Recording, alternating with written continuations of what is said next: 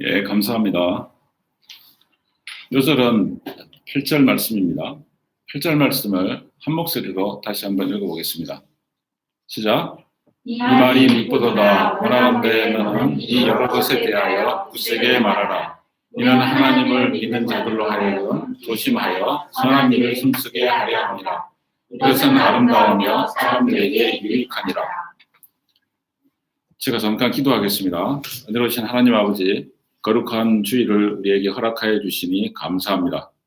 이 시간 기도서 말씀이 우리 심령에 임하게 도와주시고 또 말씀을 통하여 우리의 삶과 인격이 변화되어서 우리의 삶이 하나님께 드리는 산 제사가 되기를 간절하게 기도합니다.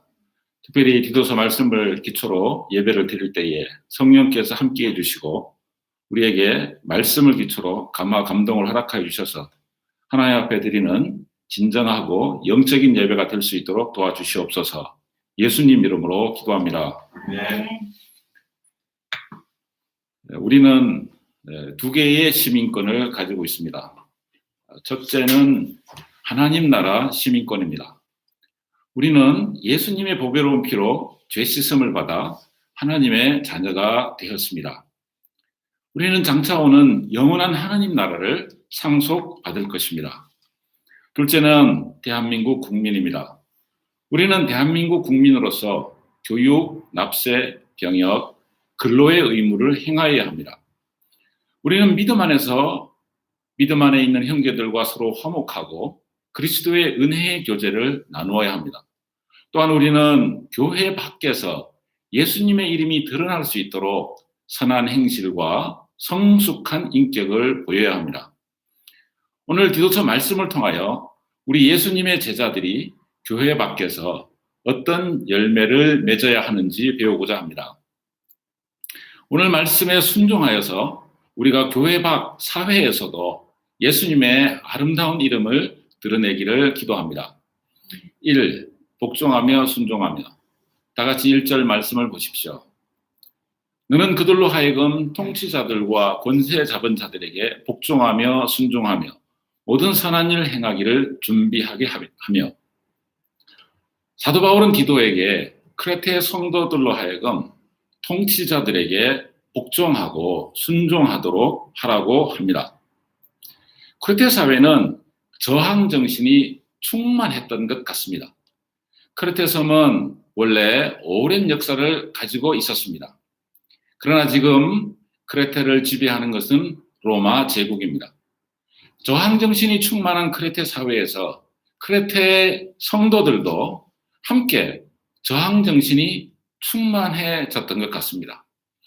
크레테 사회는 로마에 대한 저항과 불복종을 기반으로 폭동과 반란이 일어났는데 크레테 교회 성도들이 여기에 많이 가담하였던 것 같습니다. 사도 바울은 권세 잡은 자들에게 복종하고 순종하도록 가르치라고 디도에게 권하고 있습니다. 왜 그렇게 해야 합니까? 첫째, 권세는 하나님께서 주신 것이기 때문입니다. 하나님께서 세상 권력자들을 세우십니다. 나라와 정부와 지도자를 세우시는 분은 하나님이십니다. 나라와 정부와 지도자는 기본적으로 법과 제도를 세우고 사회 질서를 유지합니다. 법과 제도를 통하여 이루어지는 질서는 국가에 속한 주민들의 기본 생존을 보장합니다.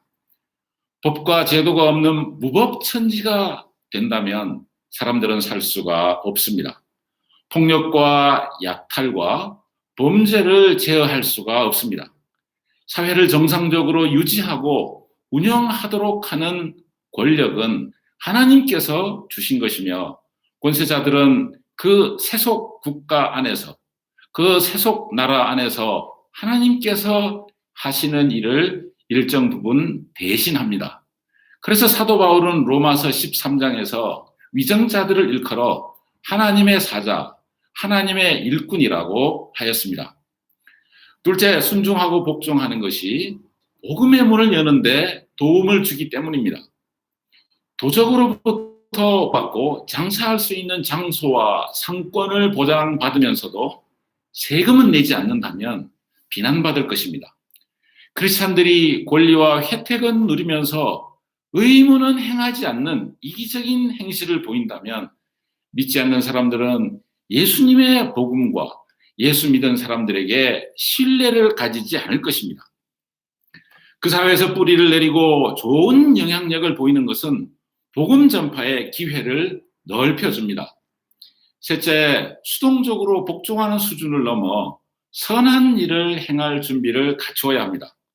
수동적으로 세금 내고 억지로 사회적 의무를 이행하는 수준에서 나아가 교회 밖에서 유사시에 벌어지는 어려운 일에 대해서 크리스찬들이 앞장서서 선한 일을 할 준비가 되어 있어야 합니다. 하나님께서 이스라엘 백성들을 이집트 노예살이에서 구원해 주신 것은 제사장 나라가 되어 세상 모든 나라와 민족들을 섬기고 주 하나님께로 인도하라는 뜻이었습니다. 거룩한 백성으로 모범이 되라고 율법을 주셨습니다. 예수님께서 우리를 구원하신 것도 우리가 이 세상에서 빛과 소금이 되라고 하신 것입니다. 예수 믿는 자의 인격과 삶이 선한 것이 되어야 많은 영혼들을 주께 돌아오게 하는데 쓰일 수가 있습니다. 이것이 우리를 향하신 하나님의 뜻입니다. 초대교회 로마 성도들은 선한 일을 많이 행하였습니다.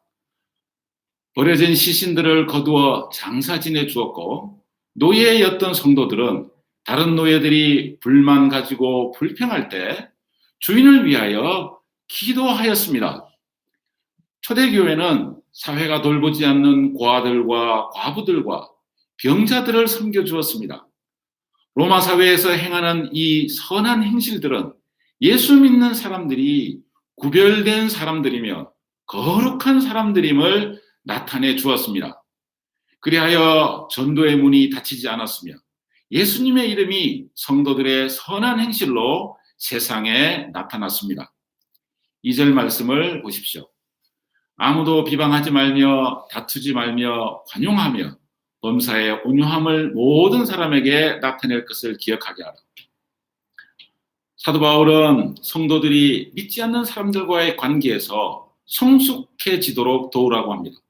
성도들끼리뿐 아니라 교회 밖의 인간관계에서 선한 열매를 맺어야 합니다. 교회 안에서는 친절한데 밖에 나가서는 싸나워진 모습을 보여서는 안 됩니다. 비방하지 말아야 합니다. 불신자들 사이에서는 비방의 말을 조심하여야 합니다. 믿지 않는 사람들은 그런 말 옮기는 것을 좋아하기 때문입니다. 다투지 말아야 합니다. 너그럽게 생각하고 들어주고 이해해 주어야 합니다. 믿는 자는 화내지 말고 분노하지 말아야 합니다. 혈기 부리지 말아야 합니다.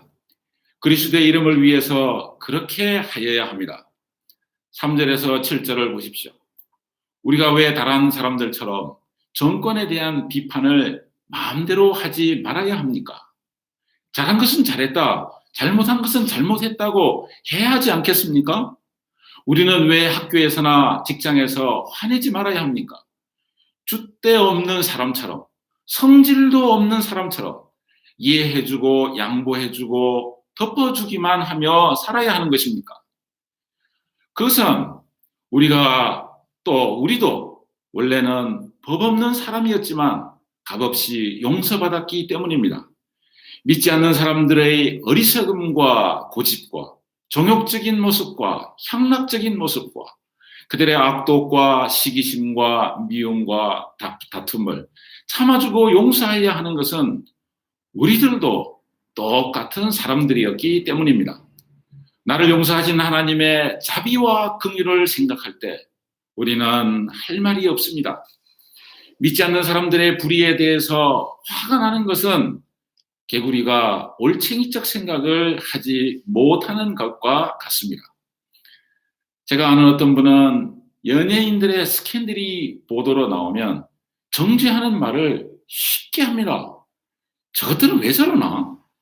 그런데 제가 알기로는 그분 과거 스캔들 대단한 것으로 아는데 저분이야말로 말을 왜 저렇게 하나? 그런 생각이 듭니다. 입에 담을 수 없는 큰 죄를 짓고도 우리 주 예수님께 무한 용서받은 사람이 비판 정신이 투철해지는 것은 보기에 민망합니다.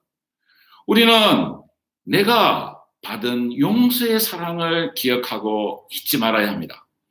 내가 거룩한 하나님의 자녀가 된 것은 내가 착해서도 아니요, 성실해서도 아니요, 의로운 사람이었기 때문이 아닙니다.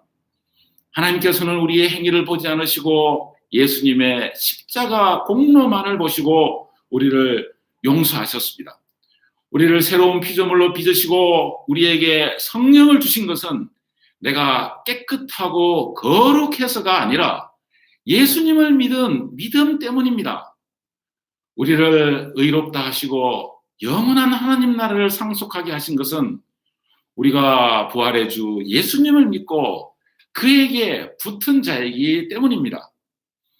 우리가 교회 안에서뿐 아니라 교회 밖에서도 온유하고 관대하고 양보하고 참아주어야 하는 것은 내가 그리스도께 용서받았기 때문입니다. 그리스도께서 나를 위하여 십자가를 지시고 아낌없이 피 흘려 주셨기 때문입니다. 죄 없으시면서도 털 깎이는 양처럼 십자가에 오르신 예수님을 생각할 때 예수님은 우리가 이 세상에서 사람들 속에서 참을 수 있는, 인내하고 관용할 수 있는 힘을 주십니다. 화내지 않으시고 싸우지 않으시며 하나님 앞에 순종하신 예수님은 우리도 순종하고 온유하게 살 수 있는 힘을 주십니다. 이제 8절을 다 같이 한번 읽어보겠습니다. 시작. 이 말이 누구더라 원하건대 너는 이 여러 것에 대하여 굳세게 말하라. 이는 하나님을 믿는 자들로 하여금 조심하여 선한 일을 힘쓰게 하려 합니다. 이것은 아름다우며 사람들에게 유익하다. 이 말이란 지금까지 권면한 내용들을 말합니다. 사도 바울은 디도가 지금까지 바울이 권한 바를 굳세게 말하라고 합니다. 힘껏 전하라, 힘있게 주장하라 하는 말입니다. 목자는 입을 열어서 말해야 합니다. 말을 하여 가르쳐야 합니다. 그래야 크레테 성도들이 선한 일에 힘쓰는 사람들이 됩니다. 목자가 말을 하고 가르치는 것은 하나님의 사람들이 선한 일에 힘쓰는 사람들이 되게 하기 위함입니다. 이러한 목적과 방향이 분명할 때 우리는 좋은 리더십을 발휘할 수 있습니다. 자기가 유명해지려고 하는 리더는 좋은 리더십을 갖기 어렵습니다. 자기가 유명해지려고 양들을 동원하고 양들을 닥달하여 이용하려는 요소를 조금이라도 가지고 있다면 리더는 좋은 리더십을 발휘할 수 없습니다. 그러나 하나님의 뜻을 따라 크레테 성도들이 선한 일에 힘쓰는 사람들이 되도록 돕고자 하는 좋은 리더십을 가지고 있는 목자는 확신을 가지고 힘차게 말해야 합니다. 성도의 선한 행실은 그리스도 교회의 아름다운 열매입니다. 크레테 성도들이 선한 일에 힘쓸 때 하나님께서 기뻐하십니다. 구체적으로 예수님의 십자가의 죽으심과 부활의 복음을 잘 전하는 것은 우리가 항상 실행하여야 하는 선한 일입니다. 이익 중심으로 말하고 행동하던 사람들이 더 이상 자기 유익을 구하지 아니하고 예수님 알지 못하여 죄 아래 거하는 사람들에게 생명의 복음을 전하는 일은 아주 선한 일입니다. 예수님의 십자가 희생과 부활의 능력이 성도들의 실제 삶을 통하여 나타나는 것은 선한 일입니다. 하나님의 자녀가 되고 그리스도의 몸된 교회를 이루었으면 교회는 교회 밖 저 세상에서 저 세상으로 나가 아름다운 열매가 나타나도록 하여야 합니다. 전에는 싸우는 사람들이었다면 예수님 믿고 난 후에는 성경 말씀에 감화받아 변화된 인격이 나타나야 합니다. 선한 일입니다. 말이 변화되고 행실이 변화되어 교회 밖에서도 그리스도의 향기가 전해져야 합니다. 선한 일입니다. 전에는 두려워하던 사람이 담대해지는 것, 선한 일입니다. 이기적이었던 사람이 헌신적으로 변화되는 것, 선한 일입니다. 부정적인 사람이 긍정과 희망적인 사람이 되어서 다른 사람에게 용기를 주고 이웃을 섬기는 일, 이러한 일들이 선한 일입니다. 크레테 성도들이 이런 선한 일에 힘쓰는 사람이 되도록 하기 위해서 목자 디도는 힘있게, 힘차게 말하고 가르쳐야 합니다. 사도 바울이 디도를 크레테에 남겨둔 것은 이런 일을 하도록 하기 위해서였습니다. 성도들로 하여금 선한 일에 힘쓰게 하려고, 성도들이 거룩하고 아름다운 열매를 맺도록 하기 위하여 힘있게 가르치는 것이 디도가 반드시 해야 할 일입니다. 9절을 보십시오. 목자가 힘있게 가르치기는 하되 의미 없는 논쟁까지 해서는 안 됩니다. 어리석은 변론, 족보 이야기, 분쟁, 율법에 대한 다툼은 복음의 진보를 가져올 수 없는 것들입니다. 목자가 입을 열어서 전해야 할 것이 있고 목자의 입에서 나오지 말아야 할 것이 있습니다. 어리석은 변론, 허황된 이야기, 분쟁 이런 것들은 하지 말아야 할 것들입니다. 이것은 그리스도를 위해서나 양들을 위해서나 아무런 유익이 없는 것들입니다. 10절과 11절을 보십시오. 이단에 빠진 사람들을 인간적으로 보면 불쌍하고 딱한 마음이 듭니다. 그렇지만 미혹의 영이 역사한다는 것을 기억해야 합니다. 미혹의 영에 미혹되었기 때문에 그 사람들은 스스로 헤어나려고 하지 않습니다. 이런 사람에 대하여 섣불리 열정을 가지고 오래 대화하다가는 영적인 상처를 본인이 입을 가능성이 높습니다. 그래서 한두 번 타일러서 얘기한 후 멀리하는 것이 좋습니다. 요즘 신천지와 같은 강력한 이단은 개인이 상대하기가 어렵습니다. 만약 가족이 그런 이단에 빠졌다면, 친한 친구가 그런 이단에 빠졌다면 이단 상담 사역자에게 부탁해 볼 만합니다. 우리는 성경에서 이른 바와 같이 개인적인 심정이나 열정으로 접근하는 것은 삼가해야 합니다. 12절을 보십시오. 사도 바울은 편지로 다하지 못한 당부의 말을 상세하게 전하고 목자의 길을 디도에게 가르치기를 원하고 있습니다. 목자들도 영적 재충전이 필요합니다. 사모님들은 사모님들과 모여서 사모님들끼리 할 수 있는 이야기를 하며 서로 이해하고 섬기고 감싸주는 시간을 가질 필요가 있습니다. 학사 목자님들은 학사 목자님들과 모여서 서로 용기를 북돋아 줄 수 있습니다. 대학원생들은 대학원생들끼리 그렇게 할 수 있습니다. 신입생은 신입생들끼리, 3학년은 3학년들끼리 공감하는 바가 있습니다. 마찬가지로 스텝 목자님들도 스텝 목자님들끼리 함께하며 다시 말씀을 깊이 연구하고 토론하고 또 서로의 아픔을 위로하면서 영적인 힘을 서로 북돋아주는 시간이 필요합니다. 13, 14절을 보십시오. 사도 바울은 크레테 교회에 뛰어난 말씀의 종인 세나와 아폴로를 보내고자 합니다. 이 사람들을 보내는 것은 크레테 성도들이 열매 맺는 사람들이 되게 하기 위해서입니다. 사도 바울은 디도에게 세나와 아폴로에게 잘 배우되 이분들이 크레테에 있는 동안 생활에 어려움이 없도록 지원할 것을 당부합니다. 사람이 땅에 발을 디디고 사는 한 사람은 먹어야 하고 또 비용을 써야 하고 기본적인 생활을 해야 합니다. 말씀의 종이라고 해서 이슬만 먹고 사는 천사와 같은 사람들이 아닙니다. 말씀을 연구하고 영혼의 양식을 공급하는 분들이 그러한 영적인 일을 하라 자기의 기본 생활을 돌보지 못할 수 있습니다. 그분들에게 말씀만 받으려 하지 말고 말씀의 종들의 기본 생활이 어렵지 않도록 지원해 주어야 합니다. 15절을 보십시오. 사도 바울은 그리스도 안에서 멀리 있는 사람이나 가까이 있는 사람이나 모두 믿음 안에서 사랑하는 사람임을 밝히고 주의 은혜를 구하며 서신을 맺고 있습니다. 오늘날 우리는 선한 일을 하고 있습니까? 우리는 선한 열매를 맺고 있습니까? 지역교회 목사님이 이런 말을 하는 게 있습니다. 교회 생활 3년 지나면 총동원 주일에 데려올 사람이 없어진다. 지역교회의 총동원 주일은 새신자를 초청하는 주일을 말합니다. 총동원 주일에는 아직 믿지 않는 자기 주변의 친구나 친척이나 이웃들을 예배에 초청합니다. 그런데 교회 생활 3년 하면 총동원 주일에 초청할 사람이 없다.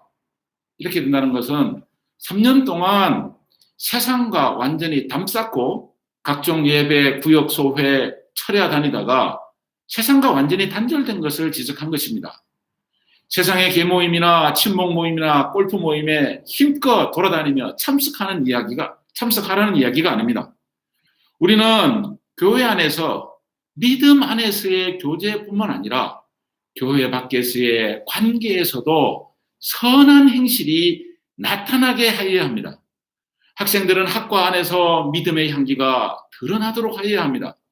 시험 앞두고 꼭 시험만 되면 놀다가 와서 노트 빌려달라, 족보 있냐? 묻는 친구들은 참 부담스럽고 얄밉습니다. 그렇지만 우리는 믿는 주의 형제들은 여유가 있어야 합니다. 직장에서 목사님들도 책임질 일에는 쏙 빠지다가 인정받는 일에는 하는 일 없이 숟가락 올리는 사람들을 많이 만납니다. 그런 사람들과 싸우지 말고 너그러우면서도 현명하게 대해 주어야 합니다. 우리는 교회에서뿐 아니라 학교에서, 직장에서 선한 일에 힘써야 합니다.